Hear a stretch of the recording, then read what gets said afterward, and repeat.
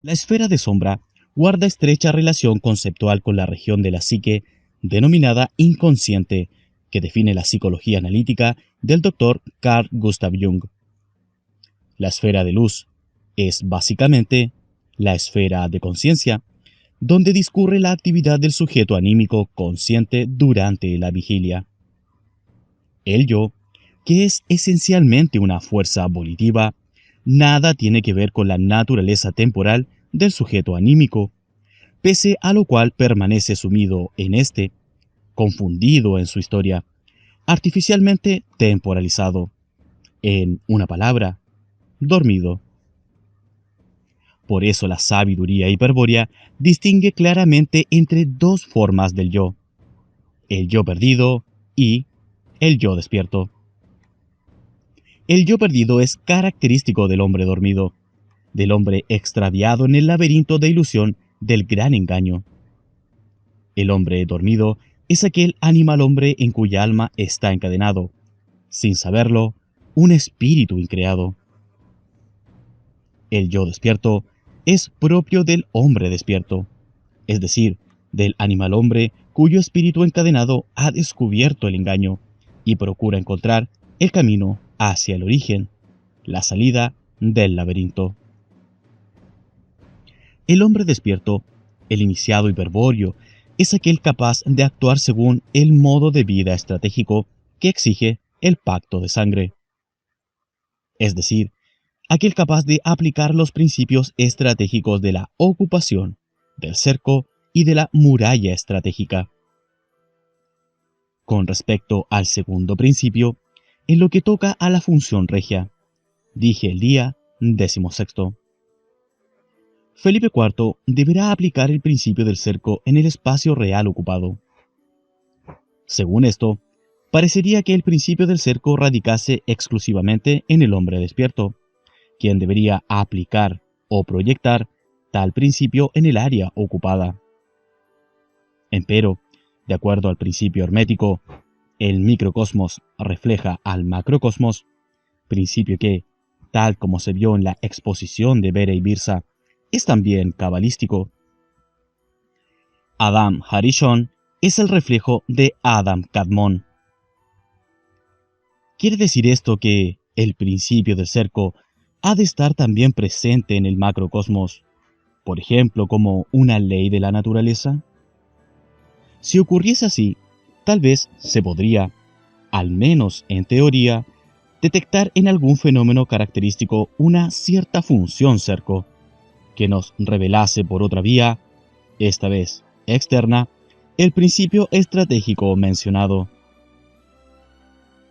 Aunque puedo adelantar que el resultado será negativo, es conveniente examinar tal posibilidad de búsqueda externa, pues su análisis permitirá comprender diversos aspectos nociológicos y culturales que afectan al hombre.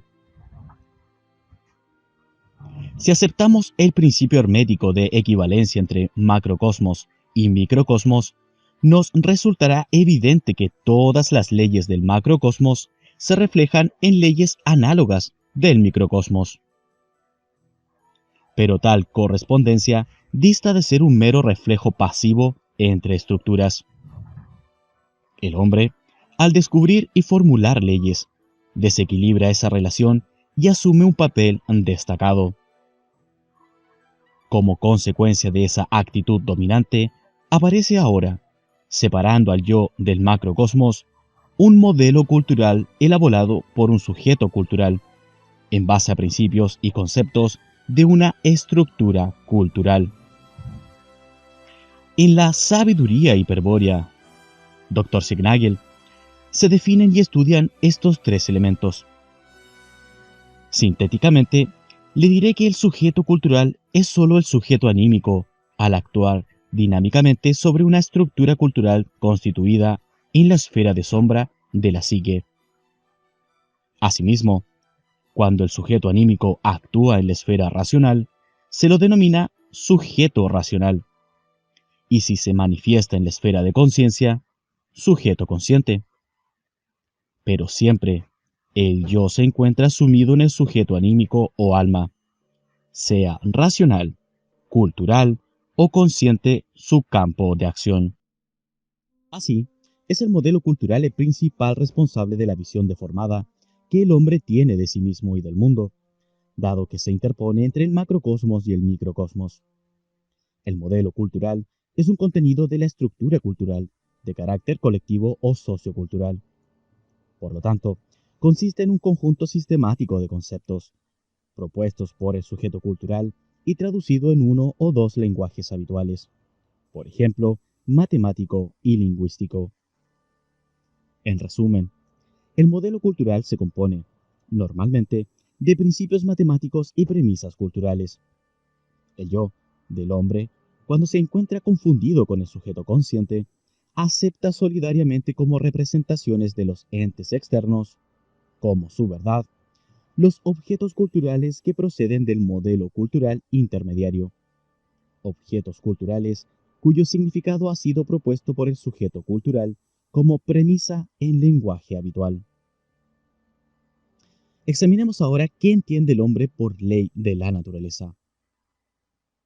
Sin entrar en complicaciones, se puede afirmar que una ley de la naturaleza es la cuantificación matemática de una relación significativa entre aspectos o magnitudes de un fenómeno.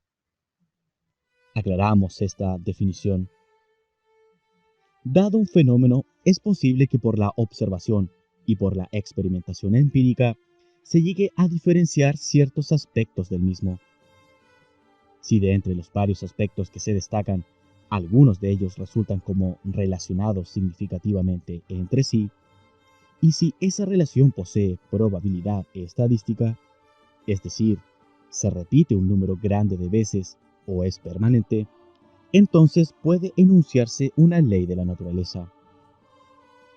Para ello, hace falta que los aspectos del fenómeno puedan reducirse a magnitudes de tal modo que la relación significativa se reduzca a relación entre magnitudes, o sea, a función matemática. Las leyes de la física se han deducido de manera semejante. El concepto de ley de la naturaleza que he expuesto es moderno y apunta a controlar el fenómeno antes que a explicarlo, siguiendo la tendencia actual que subordina lo científico a lo tecnológico. Se tienen así fenómenos regidos por leyes eminentes, a la que no solo se aceptan como determinantes, sino que se las incorpora indisolublemente al propio fenómeno, olvidando o simplemente ignorando que se trata de cuantificaciones racionales. Es lo que pasa, por ejemplo, cuando se advierte el fenómeno de un objeto que cae y se afirma que tal cosa ha ocurrido porque actuó la ley de gravedad. Aquí, la ley de gravedad es eminente, y aunque se sabe que existen otras leyes, las que intervienen también pero con menor intensidad, se cree ciegamente que el objeto en su caída obedece a la ley de Newton, y que esta ley de la naturaleza ha sido la causa de su desplazamiento.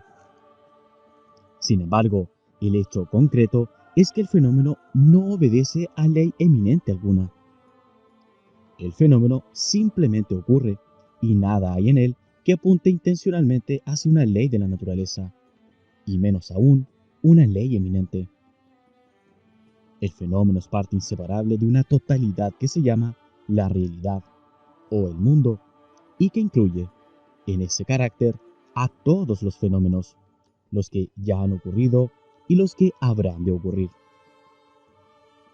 Por eso, en la realidad los fenómenos simplemente ocurren, sucediendo, quizá, a algunos que ya han ocurrido, o simultáneamente con otros semejantes a él.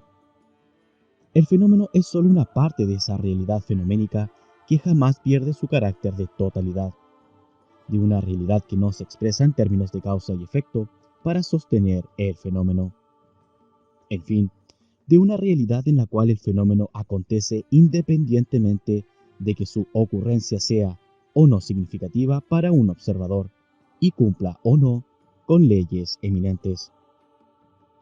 Antes de abordar el problema de la preeminencia de las premisas culturales en la evaluación racional de un fenómeno, conviene despojar a éste de cualquier posibilidad que la aparte de la pura determinación mecánica o evolutiva, según el orden natural. Para ello, estableceré, luego de un breve análisis, la diferencia entre fenómenos de primer o de segundo grado de determinación, aclaración indispensable dado que las leyes eminentes corresponden siempre a fenómenos de primer grado. Para el gnóstico, el mundo que nos rodea no es más que la ordenación de la materia efectuada por el Dios Creador, el Uno, en un principio, y a la cual percibimos en su actualidad temporal. La sabiduría hiperbórea, madre del pensamiento gnóstico, va más lejos al afirmar que el espacio, y todo cuanto en él contenga, se haya constituido por asociaciones múltiples de un único elemento denominado quantum arquetípico de energía, el cual constituye un término físico de la mónada arquetípica, es decir, de la unidad formativa absoluta del plano arquetípico. Estos quantum, que son verdaderos átomos arquetípicos, no conformadores o estructuradores de formas, poseen, cada uno, un punto indiscernible mediante el cual se realiza la difusión panteísta del Creador. Es decir que, merced a un sistema puntual de contacto polidimensional, se hace efectiva la presencia del demiurgo en toda porción ponderable de materia, cualquiera sea su calidad. Esta penetración universal, al ser comprobada por personas en distinto grado de confusión, ha llevado a la errónea creencia de que la materia es la propia substancia del Uno. Tal las concepciones vulgares de los sistemas panteístas o de aquellos que aluden a un espíritu del mundo o anima mundi, etc. En realidad, la materia ha sido ordenada por el Creador e impulsada hacia un desenvolvimiento legal en el tiempo, de cuya fuerza evolutiva no escapa ni la más mínima partícula, y de la cual participa, por supuesto, el cuerpo humano. He hecho esta exposición sintética de la física hiperbórea porque es necesario distinguir dos grados de determinismo. El mundo, tal cual lo describí recién, se desenvuelve, mecánicamente, orientado hacia una finalidad. Este es el primer grado del determinismo. Con otras palabras, existe un plan a cuyas pautas se ajusta y a cuyos designios tiende el orden del mundo. La materia librada a la mecánica de dicho orden se halla determinada en primer grado. Pero, como dicho plan se haya sostenido por la voluntad del Creador, y su presencia es efectiva en cada porción de materia, según vimos, podría ocurrir que él, anormalmente, influyese de otra manera sobre alguna porción de realidad, ya sea para modificar teleológicamente su plan, o para expresar semióticamente su intención, o por motivos estratégicos. En ese caso, estamos ante el segundo grado del determinismo. Por motivos estratégicos se entiende lo siguiente. Cuando el hombre despierto emprende el regreso al origen en el marco de una estrategia hiperbórea, emplea técnicas secretas que permiten oponerse efectivamente al plan. En estas circunstancias, el Creador, anormalmente, interviene con todo su poder para castigar al intrépido. Podemos ahora distinguir entre un fenómeno de primer grado y un fenómeno de segundo grado, atendiendo al grado de determinación que involucra su manifestación. Debe comprenderse bien que en esta distinción el acento se pone sobre las diferentes maneras con que el demiurgo puede actuar sobre un mismo fenómeno. Por ejemplo, en el fenómeno de una maceta cayendo desde un balcón a la vereda, no podemos ver otra cosa que una determinación de primer grado. Decimos, actuó la ley de gravedad. Pero, si dicha maceta cayó sobre la cabeza del hombre despierto, podemos suponer una segunda determinación o, con rigor, una segunda intención. Decimos, actuó la voluntad del Creador. Al primer y segundo grado de determinación de un fenómeno se lo denomina también desde otro punto de vista, primera y segunda intención del creador. En general, todo fenómeno es susceptible de manifestarse en primer y segundo grado de determinación. Atendiendo a esta posibilidad, convendremos lo siguiente. Cuando no se indique lo contrario, por fenómeno, se entenderá aquel cuya determinación es puramente mecánica, es decir, de primer grado. En caso contrario, se aclarará de segundo grado. Solo falta, ahora que distinguimos entre los dos grados del fenómeno, aclarar la afirmación que hice al comienzo de este análisis de que toda ley de la naturaleza, inclusive aquellas eminentes, describen el comportamiento causal de fenómenos de primer grado de determinación.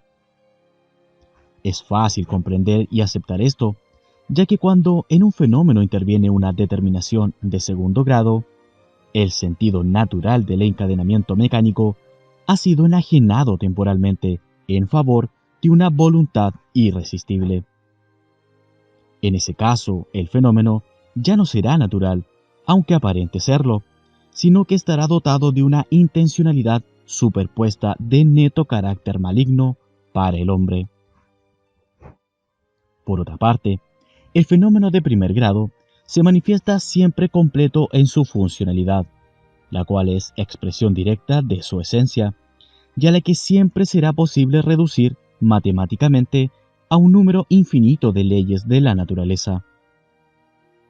Cuando el fenómeno de primer grado es apreciado especialmente por una ley de la naturaleza, la cual es eminente para unos, pues destaca cierto aspecto interesante, es evidente que no se está tratando con el fenómeno completo, sino con dicho aspecto del mismo.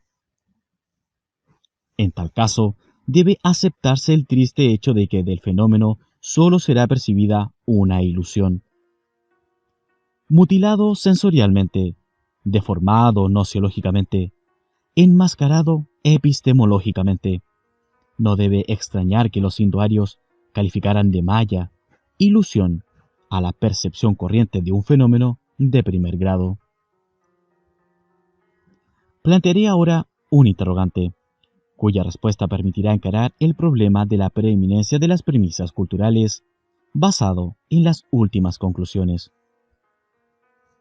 Si todo fenómeno de primer grado aparece necesariamente completo, por ejemplo, a las 6 a.m. sale el sol, ¿cuál es el motivo específico de que su aprehensión por intermedio del modelo científico-cultural impide tratar con el fenómeno en su integridad y circunscribe en torno de aspectos parciales del mismo? Por ejemplo, cuando decimos, la rotación terrestre es la causa que ha producido el efecto de que a las 6 a.m. el Sol se haya hecho visible en el horizonte este. En este último ejemplo, es evidente que al explicar el fenómeno por una ley eminente, no se hace más que referir a ciertos aspectos parciales, la rotación terrestre, dejando de lado, no viéndolo, al fenómeno mismo, el Sol. La respuesta a la pregunta planteada lleva a tocar un principio fundamental de la teoría epistemológica estructural.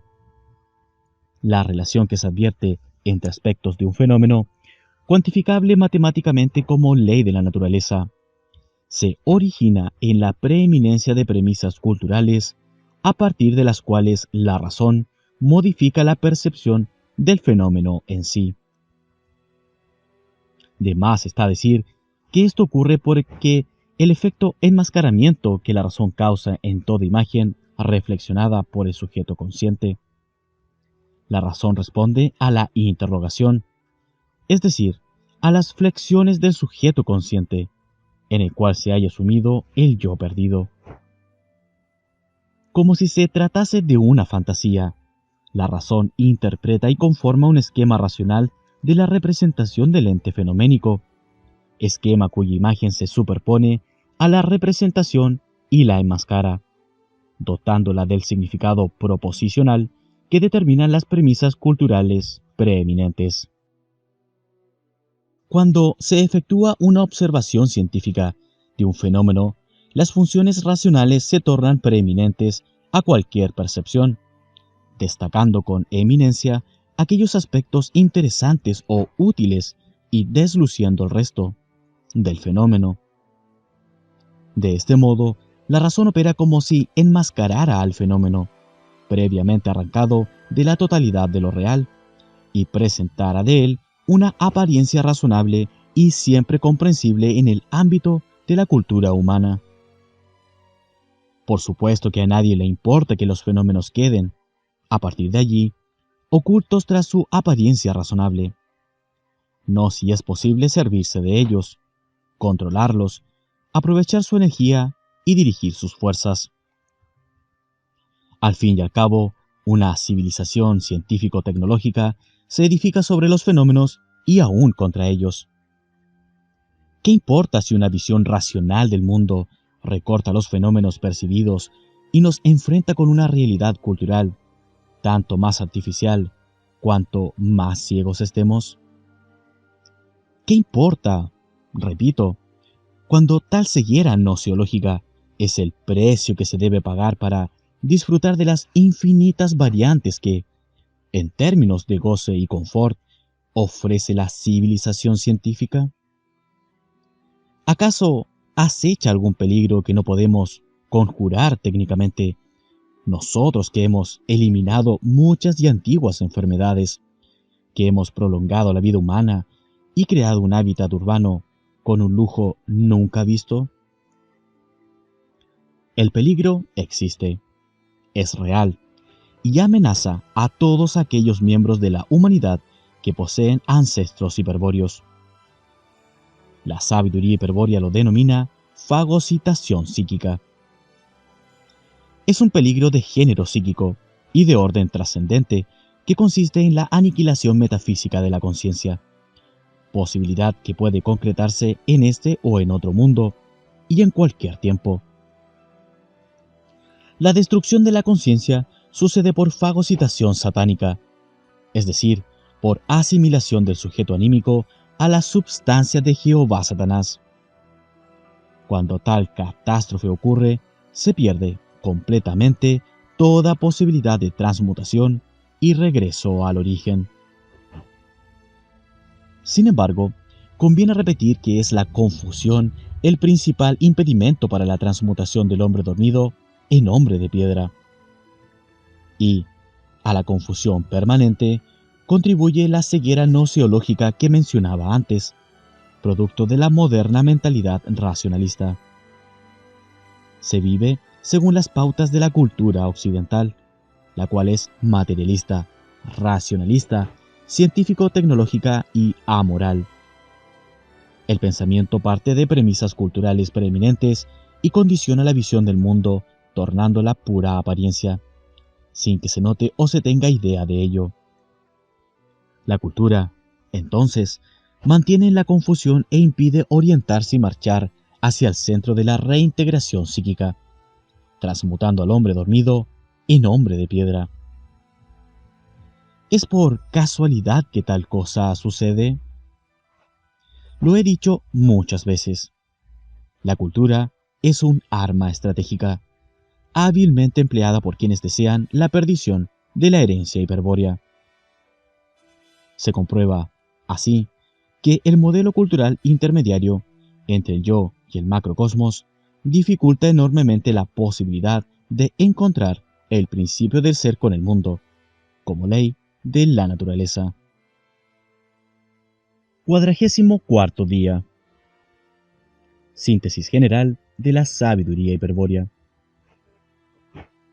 Los conceptos complementarios precedentes han puesto de manifiesto el hecho de que una ley de la naturaleza se origina en ciertas relaciones que el juicio racional establece entre aspectos significativos. Mi propósito es dejar en claro que aunque dichos aspectos pertenecen verdaderamente al fenómeno, la relación que dio lugar a la ley eminente ha sido creada por la razón y de ningún modo puede atribuirse al fenómeno mismo. La razón, apoyada en premisas culturales preeminentes, utiliza al mundo como modelo proyectivo o de representación de modo tal que un fenómeno cualquiera exprese correspondencia con una concepción intelectual equivalente. De este modo, el hombre se sirve de conceptos racionales del fenómeno que guardan una débil vinculación con el fenómeno en sí, con su verdad. Al efectuar razonamientos y análisis sobre la base de tales conceptos, se suma el error y el resultado no puede ser otro que la paulatina inmersión en la irrealidad y la confusión. Este efecto es buscado por el enemigo. Lo he dicho. Se verá luego cuál es el modo de evitarlo que enseña la sabiduría hiperbórea. Al mencionar anteriormente el principio hermético, dije que todas las leyes del macrocosmos se reflejan en leyes equivalentes del microcosmos. Pero las leyes de la naturaleza del macrocosmos no son sino representaciones de un modelo matemático originado en la mente humana, es decir, en el microcosmos, según he analizado. En el proceso que da lugar a la idea científica de un fenómeno, concurren elementos de dos fuentes principales: los principios matemáticos y las premisas culturales preeminentes. Los principios matemáticos son arquetípicos, provienen de estructuras psicológicas hereditarias. Cuando aprendemos matemática, por ejemplo, solo actualizamos conscientemente un número finito de sistemas formales que pertenecen al ámbito de la cultura. Pero los principios matemáticos no son en verdad aprendidos, sino descubiertos, pues constituyen matrices básicas de la estructura del cerebro. Las premisas culturales preeminentes surgen de la totalidad de los elementos culturales, aprendidos a lo largo de la vida, que obran como contenido de los sistemas de la estructura cultural y a los cuales acude el sujeto cultural para formular los juicios. La distinción que he hecho entre principios matemáticos y premisas culturales preeminentes, como dos fuentes principales que intervienen en el acto mental de formular una ley de la naturaleza, va a permitir exponer una de las tácticas más efectivas que emplea el Creador para mantener a los hombres en la confusión, y el modo como los dioses leales la contrarrestan, induciendo carismáticamente a estos a descubrir y aplicar la ley del cerco. Por eso he insistido tanto en el análisis, porque nos hallamos ante uno de los principios más importantes de la sabiduría hiperbórea y, también, uno de los secretos mejor guardados por el enemigo. Cuando se conoce el principio que dice, para la sinarquía, la cultura es un arma estratégica, suele pensarse que el mismo se refiere a la cultura como algo externo, propio de la conducta del hombre en la sociedad y de la influencia que ésta ejerce sobre él. Este error proviene de una incorrecta comprensión de la sinarquía, a la cual se supone sea una mera organización política, y del papel que ella juega en el plan del demiurgo terrestre, Jehová Satanás. La verdad es que el hombre procura orientarse hacia el origen, y no lo consigue por el estado de confusión en que se halla. A mantenerlo en ese estado contribuye la cultura como arma estratégica enemiga. Pero si este ataque proviniera solamente de lo exterior, es decir, de la sociedad, bastaría con alejarse de ella, con hacerse ermitaño, para neutralizar sus efectos. Sin embargo, está suficientemente comprobado que la soledad no basta para evitar la confusión, y que, por el contrario, ésta suele aumentar en el retiro más hermético, siendo muy probable que por ese camino se pierda la razón mucho antes de encontrar el origen. Son los elementos culturales interiores los que confunden, desvían y acompañan al hombre en todo momento. Es por eso que el yo despierto debe liberarse previamente del obstáculo que imponen los elementos culturales si pretende salvar la distancia que los separa del origen. Un yo despojado de toda moral, de todo dogma, indiferente a los engaños del mundo, pero abierto a la memoria de sangre, podrá marchar gallardamente hacia el origen, y no habrá fuerza en el universo capaz de detenerlo. Es una bella imagen la del hombre que avanza intrépidamente, envuelto en el furor guerrero, sin que los demonios consigan detenerlo. Siempre la presentaremos, pero se preguntará, ¿cómo es posible adquirir tal grado de pureza? Porque el estado normal del hombre, en esta etapa del Kali Yuga, es la confusión. Explicaré ahora, en respuesta a tan sensata pregunta, la táctica de los dioses leales para orientar a los hombres espirituales y neutralizar el efecto de la cultura sinárquica. En el hombre dormido, el yo se halla sujeto a la razón. Ella es el timón que guía el rumbo de sus pensamientos, del que por nada del mundo se apartaría. Fuera de la razón están el miedo y la locura. Pero la razón opera a partir de elementos culturales. Ya se vio de qué manera las premisas culturales preeminentes participan en la formulación de una ley de la naturaleza. De modo que el yugo que el enemigo ha ceñido en torno al yo es formidable. Se podría decir, en sentido figurado, que el yo se encuentra prisionero de la razón y sus aliados, las premisas culturales. Y todos comprenderían el sentido de esta figura. Ello se debe a que existe una clara correspondencia analógica entre el yo, en el hombre dormido, y el concepto de cautiverio. Por esta razón, desarrollaré a continuación una alegoría, en la cual será evidente la correspondencia apuntada, lo que permitirá luego comprender la estrategia secreta que los dioses leales practican para contrarrestar el arma cultural de la sinarquía. Comenzaré a presentar la alegoría fijando la atención en un hombre, a quien han tomado prisionero y condenado, de manera inapelable, a reclusión perpetua. Él desconoce esta sentencia, así como cualquier información posterior a su captura procedente del mundo exterior, pues se ha decidido mantenerlo indefinidamente incomunicado. Para ello, ha sido encerrado en una torre inaccesible, la cual se halla rodeada de murallas, abismos y fosos, y donde resulta aparentemente imposible todo intento de fuga. Una guarnición de soldados enemigos, a los cuales no es posible dirigirse sin recibir algún castigo, se encargan de vigilar permanentemente la torre. Son despiadados y crueles, pero terriblemente eficientes y leales. Ni pensar en comprarlos o engañarlos. En estas condiciones no parecen existir muchas esperanzas de que el prisionero recobre alguna vez la libertad. Y, sin embargo, la situación real es muy otra.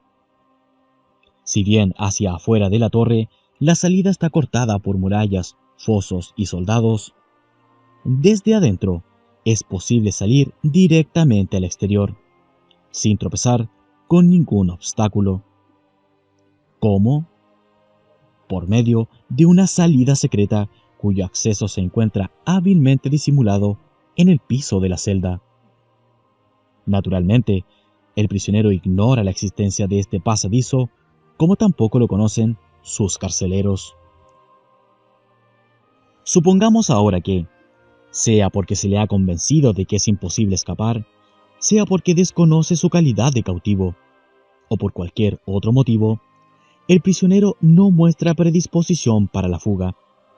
No manifiesta ni valor ni arrojo y, por supuesto, no busca la salida secreta. Simplemente se ha resignado a su precaria situación. Indudablemente, es su propia actitud negativa el peor enemigo, ya que, de mantener vivo el deseo de escapar, o aún, si experimentase la nostalgia por la libertad perdida, se revolvería en su celda donde existe, al menos, una posibilidad en 1.000.000 de dar con la salida secreta por casualidad. Pero no es así, y el prisionero, en su confusión, ha adoptado una conducta apacible que, a medida que transcurren los meses y los años, se torna cada vez más pusilánime e idiota. Habiéndose entregado a su suerte, solo cabría esperar para el cautivo una ayuda exterior, la cual solo puede consistir en la revelación de la salida secreta. Pero no es tan simple de exponer el problema, ya que el prisionero no lo desea o no sabe que puede huir, según he dicho. Se deben, pues, cumplir dos cosas. Primero, lograr que asuma su condición de prisionero, de persona a quien han quitado la libertad, y, en lo posible, que recuerde los días dorados cuando no existían celdas ni cadenas. Es necesario que tome conciencia de su miserable situación y desee ardientemente salir. Previamente a, segundo, revelarle la existencia de la única posibilidad de huir. Porque bastaría, ahora que el prisionero desea huir, solo con que sepa de la existencia de la salida secreta. A esta la buscará y hallará por sí mismo. Planteado así, el problema parece muy difícil de resolver. Es necesario despabilarlo, despertarlo de su letargo, orientarlo y luego revelarle el secreto. Por eso es hora ya de preguntarse: ¿hay alguien dispuesto a ayudar al miserable prisionero? Y si lo hubiese, ¿cómo se las arreglaría para cumplir las dos condiciones del problema? Debo declarar que, afortunadamente, hay otras personas que aman y procuran ayudar al prisionero. Son aquellos que participan de su etnia y habitan un país muy, pero muy lejano, el cual se encuentra en guerra con la nación que lo aprisionó. Pero no pueden intentar ninguna acción militar para liberarlo, debido a las represalias que el enemigo podría tomar sobre los incontables cautivos que, además del de la torre, mantienen en sus terribles prisiones. Se trata, pues, de dirigir la ayuda de la manera prevista, despertarlo, orientarlo y revelarle el secreto. Para ello es preciso llegar hasta él. Pero, ¿cómo hacerlo si ha sido encerrado en el corazón de una ciudadela fortificada, saturada de enemigos en permanente alerta? Hay que descartar la posibilidad de infiltrar un espía debido a las diferencias étnicas insuperables. Un alemán no podría infiltrarse como espía en el ejército chino, del mismo modo que un chino no podría espiar en el cuartel de las SS. Sin poder entrar en la prisión y sin posibilidad de comprar o engañar a los guardianes, solo queda el recurso de hacer llegar un mensaje al prisionero. Sin embargo, enviar un mensaje parece ser tan difícil como introducir un espía. En efecto, en el improbable caso de que una gestión diplomática consiguiese la autorización para presentar el mensaje y la promesa de que éste sería entregado al prisionero, ello no serviría de nada porque el solo hecho de que tenga que atravesar 7 niveles de seguridad, en donde sería censurado y mutilado, torna completamente inútil a esta posibilidad. Además, por tal vía legal, previa autorización, se impondría la condición de que el mensaje fuese escrito en un lenguaje claro y accesible al enemigo, quien luego censuraría parte de su contenido y transpondría los términos para evitar un posible segundo mensaje cifrado. Y no nos olvidemos que el secreto de la salida oculta tanto interesa que lo conozca el prisionero como que lo ignore el enemigo. Y lo primero, ¿qué decir en un mero mensaje para lograr que el prisionero despierte, se oriente, comprenda que debe escapar? Por mucho que lo pensemos, se hará evidente al final que el mensaje debe ser clandestino y que él mismo no puede ser escrito. Tampoco puede ser óptico, debido a que el pequeño ventanuco de su celda permite observar solamente uno de los patios interiores, hasta donde no suelen llegar señales desde el exterior de la prisión. En las condiciones que he expuesto, no resulta evidente, sin duda, de qué manera pueden sus cameraden dar solución al problema y ayudar al prisionero a escapar. Tal vez se haga la luz si se tiene presente que, pese a todas las precauciones tomadas por el enemigo para mantener al cautivo desconectado del mundo exterior, no lograron aislarlo acústicamente. Para ello, hubiesen debido tenerlo, como a Kaspar Hauser, en una celda a prueba de sonidos. Mostraré ahora, como epílogo, el modo elegido por los cameraden para brindar efectiva ayuda. Una ayuda tal que, primero, despierte y segundo, revele el secreto al prisionero, orientándolo hacia la libertad. Al decidirse por una vía acústica para hacer llegar el mensaje, los cameraden comprendieron que contaban con una gran ventaja. El enemigo ignora la lengua original del prisionero. Es posible entonces transmitir el mensaje simplemente, sin doble sentido, aprovechando que el mismo no será comprendido por el enemigo. Con esta convicción, los cameraden hicieron lo siguiente.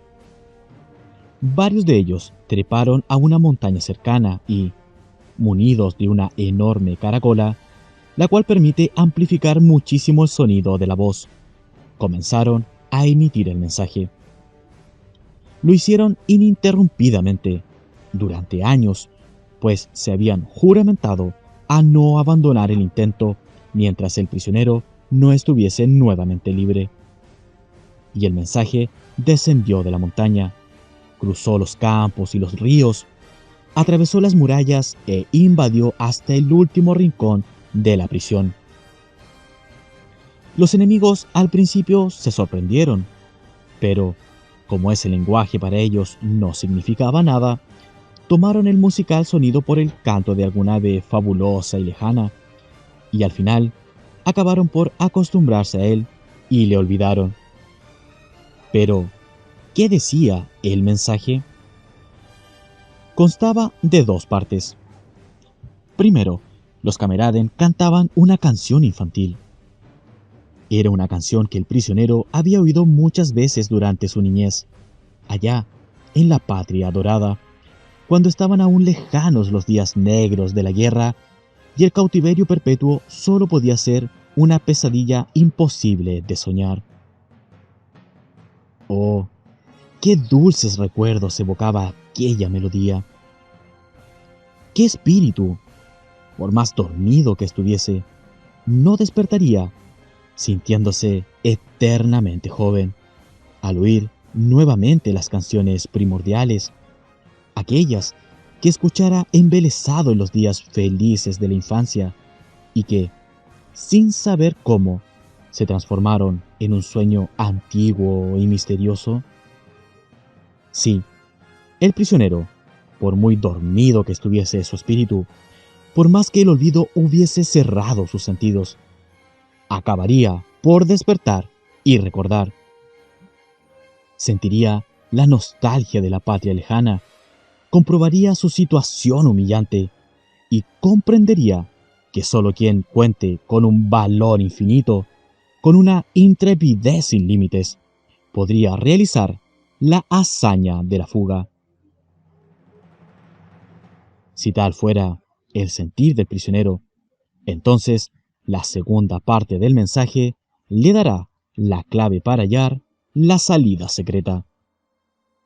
Observe que he dicho la clave y no la salida secreta, porque sucede que mediante la clave el prisionero deberá buscar la salida secreta, tarea que no ha de ser tan difícil considerando las reducidas dimensiones de la celda.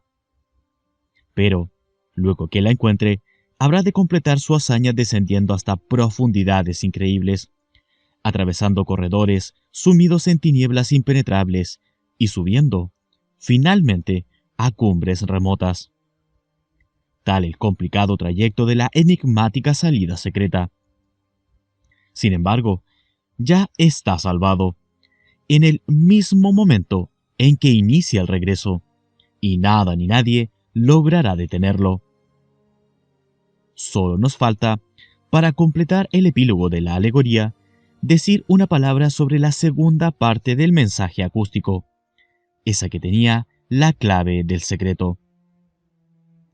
Era también una canción, una curiosa canción que narraba la historia de un amor prohibido y sublime entre un caballero y una dama ya desposada. Consumido por una pasión sin esperanza, el caballero había emprendido un largo y peligroso viaje por países lejanos y desconocidos, durante el cual se fue haciendo diestro en el arte de la guerra. Al principio, trató de olvidar a su amada, pero pasados muchos años, y habiendo comprobado que el recuerdo se mantenía siempre vivo en su corazón, comprendió que debería vivir eternamente esclavo del amor imposible.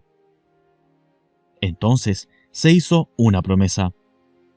No importarían las aventuras que tuviese que correr en su largo camino, ni las alegrías e infortunios que ellas implicaran. Interiormente, él se mantendría fiel a su amor, sin esperanzas, con religiosa devoción, y ninguna circunstancia lograría apartarlo de su firme determinación.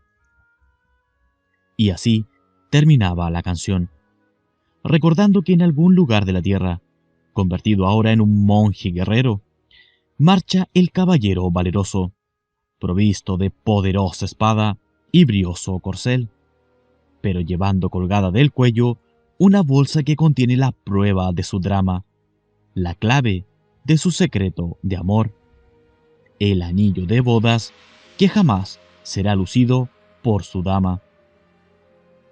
Contrariamente a la canción infantil de la primera parte del mensaje, esta no producía una inmediata nostalgia, sino un sentimiento de pudorosa curiosidad en el prisionero.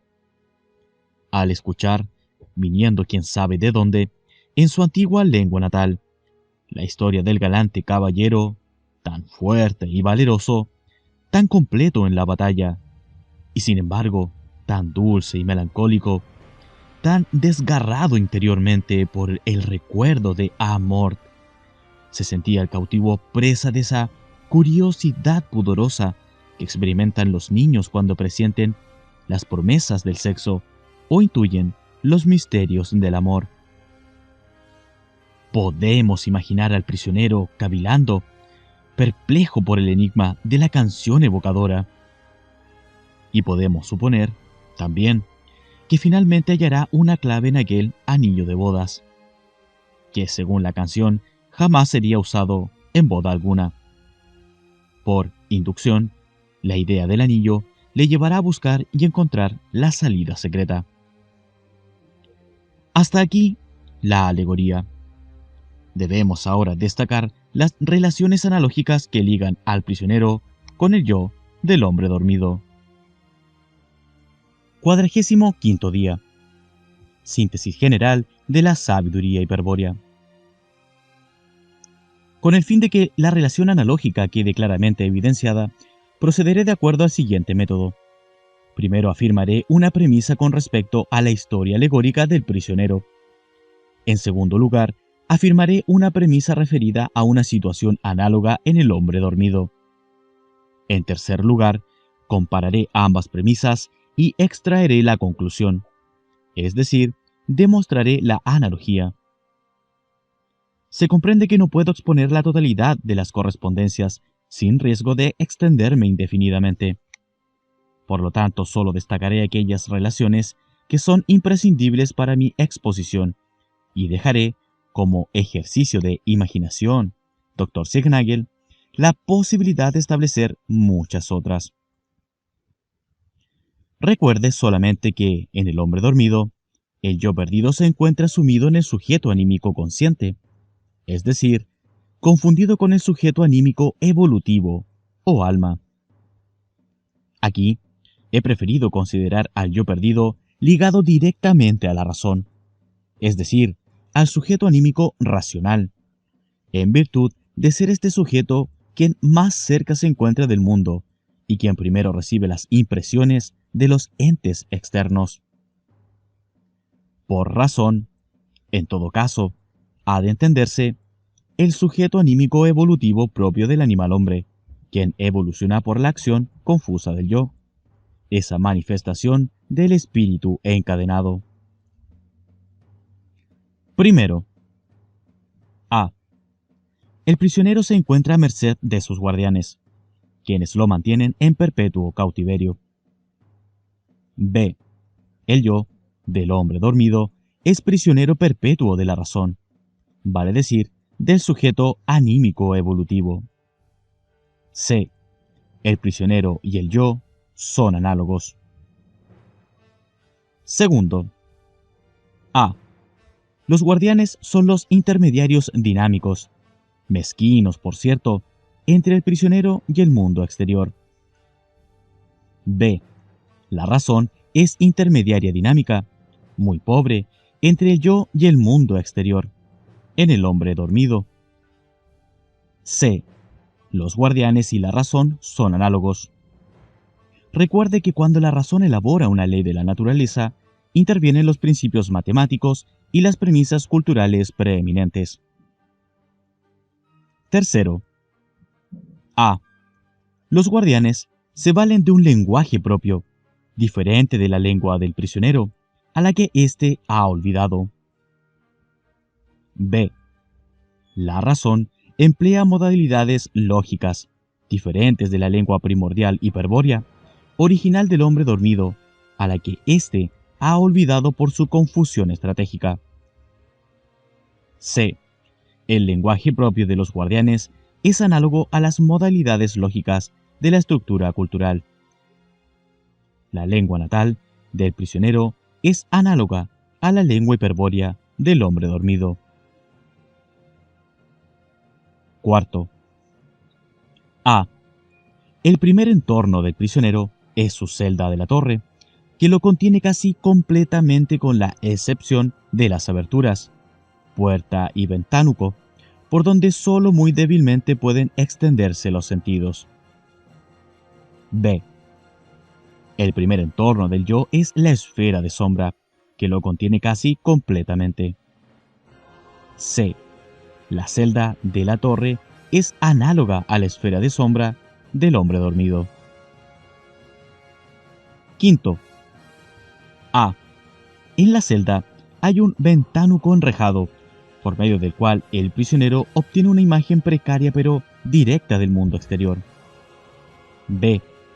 Estableciendo un contacto permanente con el yo está la esfera sensorial, por medio de la cual éste obtiene una imagen precaria pero directa del mundo exterior. C. El ventánuco enrejado es análogo a la esfera sensorial, o a los sentidos, en el hombre dormido. Sexto, A.